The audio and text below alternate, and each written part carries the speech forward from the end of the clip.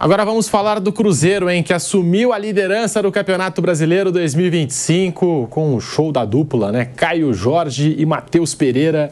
O Cruzeiro bateu o Fluminense por 2-0 no Maracanã e assumiu a ponta do Brasileirão 2025. Fábio Piperno, Cruzeiro é o novo líder, Piperno, e já vinha numa crescente antes da parada e agora mantém a consistência pós Mundial de Clubes, o Cruzeiro do Leonardo Jardim, que está de parabéns. Então, falando em Mundial de Clubes, o Cruzeiro já ganhou do Palmeiras, do Flamengo e do Fluminense ontem. Foi jogando bem, dentro daquilo que a gente falava no começo do programa hoje, que é um Cruzeiro que tem um jeito muito bem definido.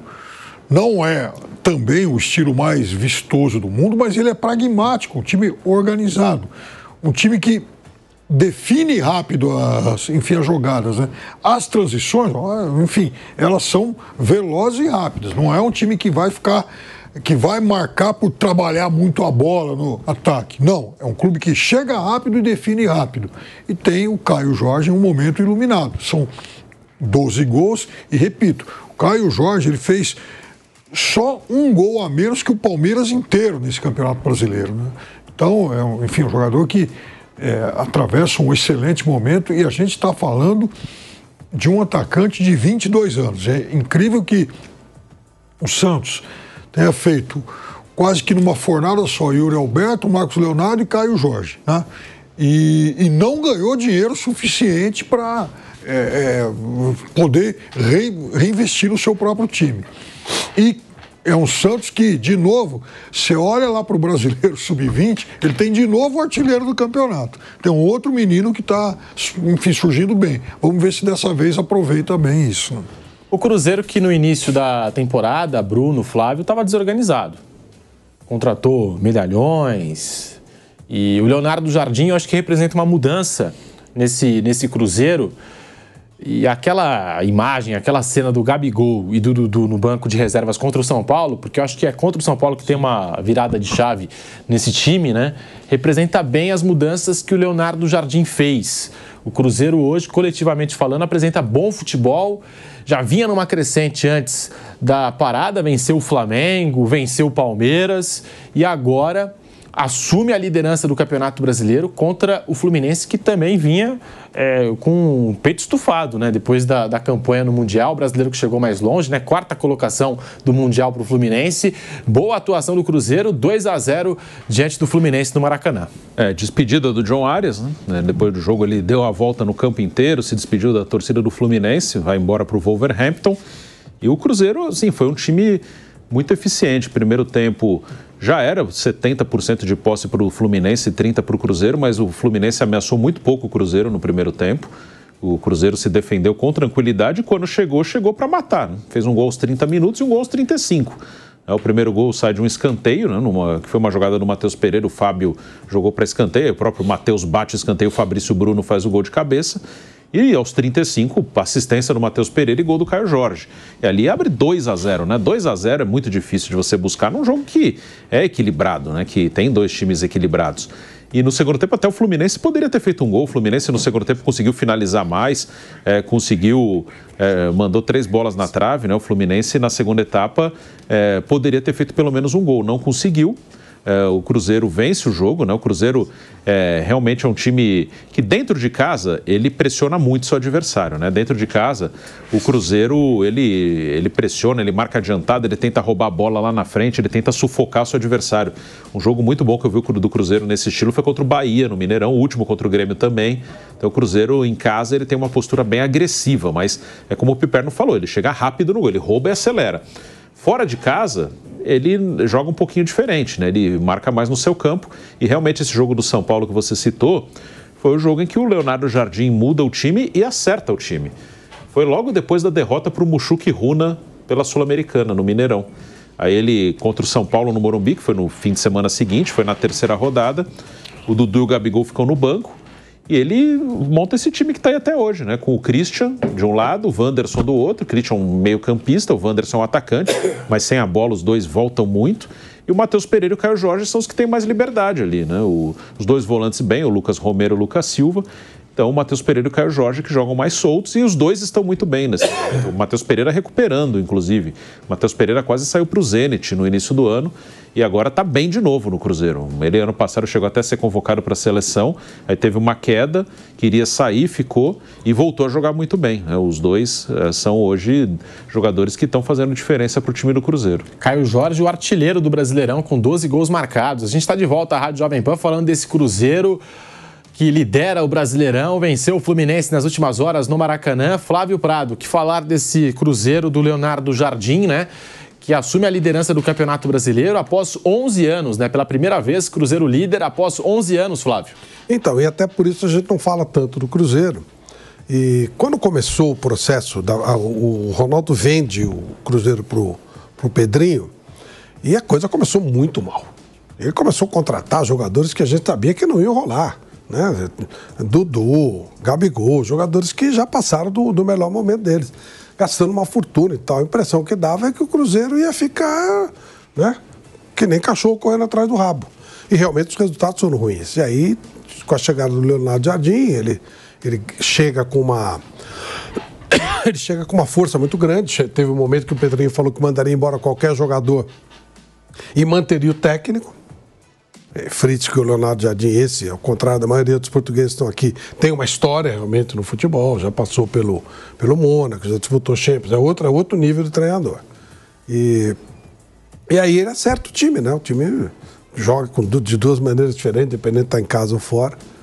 Ele deu uma acertada boa no time, começou a usar os jogadores que realmente são úteis, e aí o Matheus Pereira voltou a crescer, o Caio Jorge passou a ter oportunidade.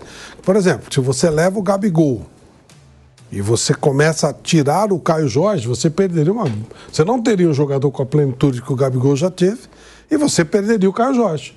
Então, com esse respaldo que o Leonardo Jardim teve, meio que eu estou zerado aqui, eu não sou refém de ninguém, não conheço bem nenhum desses jogadores, ele acabou fazendo aquilo que foi ideal e o time está aí. Aproveitou muito bem o fato de também não ir para o Mundial e também estar fora de outras competições. Quando ele sai da Sul-Americana, passa a ser uma coisa... Então ele passa a figurar entre os favoritos exatamente por isso.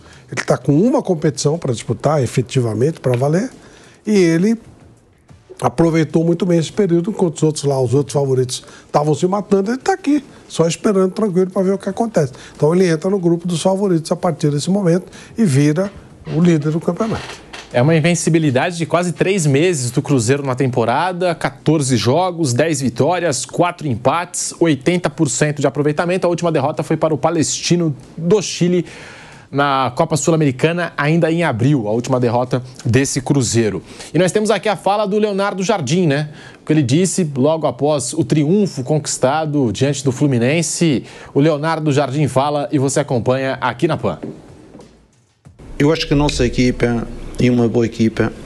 Eu acredito que uma equipa tem que jogar nas várias fases do jogo. As várias fases do jogo muitas vezes tem que jogar em transição, outras vezes tem que jogar no futebol mais apoiado. Foi isso que eu disse. O nosso primeiro gol, nós circulamos a bola, fomos à esquerda, fomos à direita, procuramos o espaço e depois, com a posse no meio campo adversário, a gente conseguiu descobrir o Mateus. Há 3 dias atrás fizemos um gol com o Grêmio, que tivemos 2 minutos com a posse de bola e circulamos, e quando o Romero encontrou por dentro o passe no Caio. E também temos os momentos que estamos mais baixos e temos espaço para fazer transição. Eu acho que uma boa equipa tem que saber viver nestes 2 momentos que é o jogo.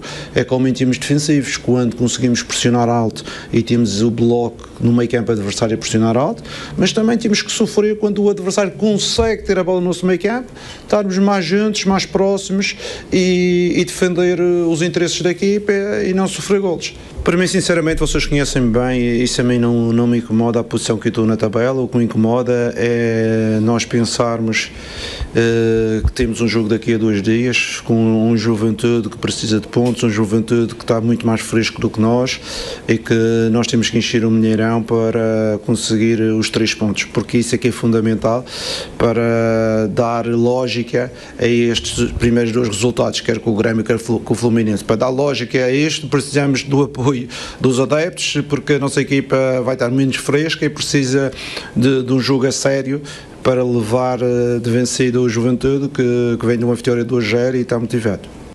Tá aí o Leonardo Jardim. O Flávio citou a trajetória dele na Europa, Bruno Prado. Olha, mais currículo ele tem do que o Arthur Jorge, que passou recentemente pelo Botafogo, na Europa, tô falando, que o Abel Ferreira.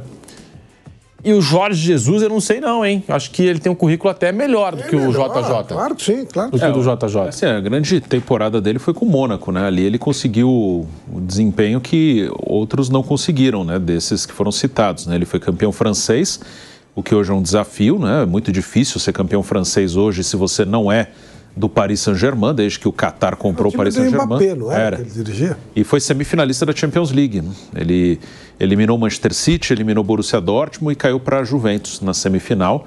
Era um time que tinha o Mbappé, tinha o Bernardo Silva, tinha o Mendy, tinha o Fabinho, tinha o Falcão Garcia. Era um time muito bom do Mônaco, que teve essa temporada e depois vários desses foram negociados. O Jardim ficou mais um tempo, saiu e depois ele trabalhou mais em Emirados Árabes, Qatar. Ele estava no Al Ain antes de vir para o Cruzeiro. Então ele, nos últimos anos, trabalhou no Qatar, nos Emirados, na Arábia. Ele ficou nesse mercado. Com certeza ganhou muito bem, né, nesse mercado e agora está aqui no Cruzeiro e o time bem, né? O time do Cruzeiro é um time bem organizado, como ele falou, realmente varia, principalmente dentro e fora de casa. Em casa é um time que pressiona muito, marca bem adiantado, tenta sufocar o adversário. E fora, ontem mesmo foi um jogo que, como ele falou, jogou em transição, jogou em contra-ataque, ficou pouco tempo com a bola, mas quando chegou fez 2 gols, né? Conseguiu abrir uma ótima vantagem, um gol muito perto do outro, um aos 30, outro aos 35 no primeiro tempo, e aí, com vantagem de 2 gols, ele encaminhou a sua vitória. Tem o Juventude no fim de semana, no Mineirão, domingo, e é um jogo que tem que ganhar. O Juventude está na zona do rebaixamento, ele fala que o Juventude está mais fresco porque o Juventude não jogou nessa semana, mas é um jogo que o Cruzeiro tem que ganhar. Cruzeiro, Flávio Prado, do Caio Jorge, né, que o Piperno citou, chegou por 6 milhões de euros e diante da janela de transferências aberta, até estou vendo aqui na pauta que o Cruzeiro disse que se chegar a oferta não vai vender, não tem intenção de vender, mas se chegar só acima de 25 milhões de euros pelo Caio Jorge, que é o artilheiro do Brasileirão. 23, ele tem 22, tem 3? Por aí. Tem por aí. Novo, né, o Caio Jorge ainda. Não é difícil aparecer essa grana. Não é difícil, porque ele é um garoto, ele tem pouca idade, está fazendo gol. Tem 23 mil. Então, ele pode pegar esse valor. Não é nenhum absurdo, não. Os números que você passou aí, Pedro, agora há pouco, e pagos por times aqui do Brasil, por jogadores que não... Porque o fazedor de gols é o que todo mundo quer, né? Ele admitiu que recebeu, né, sondagens, né, foi procurado por outros clubes europeus, a gente falando aí do Zenit e do Bayer Leverkusen, como interessados, embora não tenha chegado ao Cruzeiro nenhuma oferta oficial. Caio Jorge, que tem 13 jogos e 12 gols no Campeonato Brasileiro e 2 assistências, né, 14 participações para gol em 13 jogos. Aí depende muito do que ele quer da vida dele, aí é uma questão realmente profissional. No Cruzeiro, obviamente, ele está ganhando um bom dinheiro, vai ter uma boa visibilidade mais regionalizada, embora o técnico da seleção brasileira esteja aqui. Na Europa, claro que ele vai ter uma visibilidade maior, mas aí é questão de opção de vida da pessoa mesmo, né? Aí realmente não dá para definir, tem 2 boas opções. Mas com relação ao dinheiro que o Cruzeiro, em tese, pede por ele, eu acho que ele que encontra esse valor no mercado tranquilamente. 25 milhões de euros, até o Leverkusen segura fácil. O Zenit, então, nem se fala, né? Já teve uma passagem pela Europa, que assim, acho que não se firmou da maneira que se esperava, o Caio Jorge, né? A Juventus. Isso até que bate contra. Isso pode... Ele teve uma lesão de ligamento do joelho lá, né? É verdade. Ele ficou quase um ano parado. Então, esse tipo de coisa que pode ser um fator a complicar um pouquinho. Mas com relação a isso, fora isso, acho que o valor que o Cruzeiro imagina, e olha que lucro o Cruzeiro pode ter com ele, né? Além dos gols, além da parte técnica.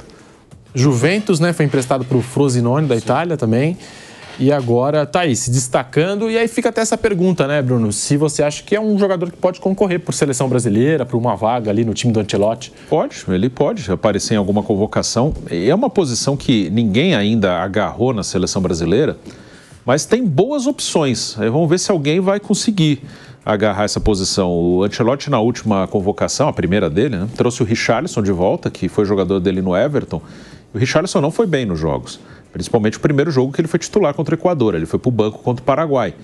Entrou o Matheus Cunha, muito bem. O Matheus Cunha tem até outra característica, né?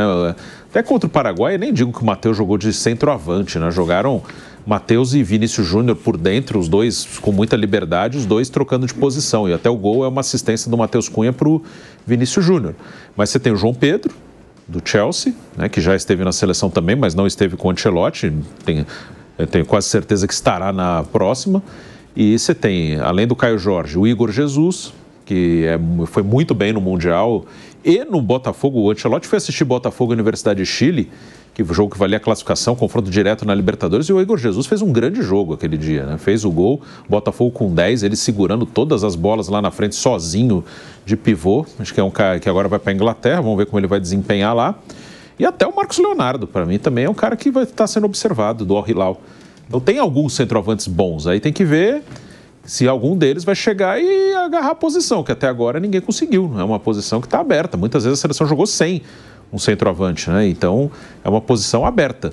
Vamos ver se algum desses jogadores, imagino que todos eles estão sendo observados, se alguém vai chegar e quando estiver na seleção, não no clube, na seleção se vai agarrar a posição. Tem mais um, né? O Neymar. O Neymar jogando de 9, sim. Não é fora, não é descartável. Ele é bem possível. Uma nova posição para o Neymar. Melhor... Chegou a jogar, foi com o Mano que jogou um pouquinho? Sim. Então, eu topo considerar. Ele fez teve uma semana muito interessante. Sim. Então tem boas opções, realmente tem. Ele pode jogar de 9. Eu acho até que é a melhor posição dele hoje. Claro, o caminho menor, né? Ele tem jogado de 10 ou de 9 no Santos. Contra o Botafogo, que ele foi expulso, que ele estava jogando bem. Aí ele fez bobagem, meteu a mão na bola e foi expulso. Ele estava jogando de 9. Aí, contra o Flamengo, agora, que foi o jogo que ele voltou nessa semana, ele começa de 10, estava bem, mas ele cresce e faz o gol depois que ele vai jogar de 9. O Kleber tira o David Washington, coloca o Gabriel Bontempo e ele vai lá para frente e faz o gol dentro da área. Imagina um jogador com essa habilidade absurda que ele tem. Se ele pega a bola dentro da área... O gol do Flamengo, sim, né? Ele faz aquele drible curto e aí nem precisa de muito arranque, aquele drible, talento puro dele. E aí, velho, ele não... Eu entrevistei um professor de física e ele me explicou que esse tipo de coisa que o Neymar faz é uma coisa assim que não tem como você ensinar. Ou você nasce ou você não nasce. A física, ela pode te ajudar numa série de coisas. Mas nesse tipo de coisa, eu falei, é impossível. Ele falou, o cérebro dele recebe a mensagem para fazer um determinado movimento com uma velocidade X% mais rápida do que nós, pessoas normais. Então não tem como você ensinar isso, é uma coisa que ele vai ter sempre. O que eu quero dizer com isso? Quando a bola cai no pé dele, ele vai ter, mesmo sem uma condição física plena, ele vai ter uma mobilidade muito mais rápida que 90% dos zagueiros, ou 95%. Ora, no que ele deu corte, ou ele bate no gol, ele tem muita habilidade, ou ele sofre pênalti. Então, é realmente uma coisa para se pensar. Pô. O Robinho Júnior falou que o Neymar disse o seguinte, porque ele podia ter dado passe também, né, para algum atleta, e o Robinho Júnior estava próximo da jogada. O Neymar disse depois, eu tenho quase 500 gols na carreira, você acha que eu ia passar a bola? Quando ele recebeu, né? Quando ele recebeu na área. Ele falou, ali é comigo. Depois do jogo com o Paraguai, perguntaram ao Ancelotti onde ele poderia usar o Neymar. Ele falou, eu acho que ele pode jogar na função que o Matheus Cunha jogou hoje, né? Naquele dia ele deu essa resposta. E o Kaique Lima tá me lembrando que o Kleber Xavier falou isso, né? Que o Neymar, ele sentiu que quando chegou no Santos, que o Neymar estava jogando muito no meio, né? Vindo receber lá atrás.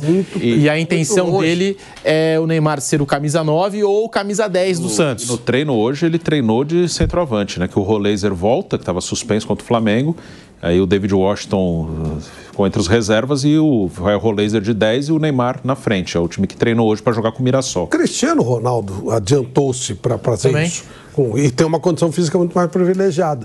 Chega uma hora que você tem que jogar mais perto do gol, né, velho? Com um espaço menor. Tem um volante que vai jogar de 4 zagueiros, agora não, né? Mas mais antigamente fazia muito isso. Ou o lateral que vai jogar pelo meio, porque o espaço a ser percorrido é menor. Felipe Melo. E o atacante. Felipe Melo virou zagueiro. Thiago Santos, até que é abaixo do Felipe, exatamente, de qualidade, mas tá jogando de zagueiro. Exatamente. E o Neymar, fora que é esse jogador que quando recebe dentro da área, muito habilidoso, ele vai jogar numa quadrinha de futebol de salão. Pode até gerar muitos pênaltis, né, pro Santos, claro, né? Porque é difícil tirar a bola dele, né? Ele vai sair do futebol de campo pro futebol de salão. É uma quadrinha de futebol de salão, área. Imagina um jogador com essa habilidade. É uma coisa assim, é uma maneira de você pensar em usar o Neymar. O desgaste físico vai ser menor, obviamente. O choque vai ser menor. Porque se fizer falta é pênalti, né? E ele tem uma habilidade absurda, ele precisa de um espacinho desse tamanho para meter a bola. Aquela chapadinha dele lá. Pode ser uma solução interessante até para a seleção brasileira.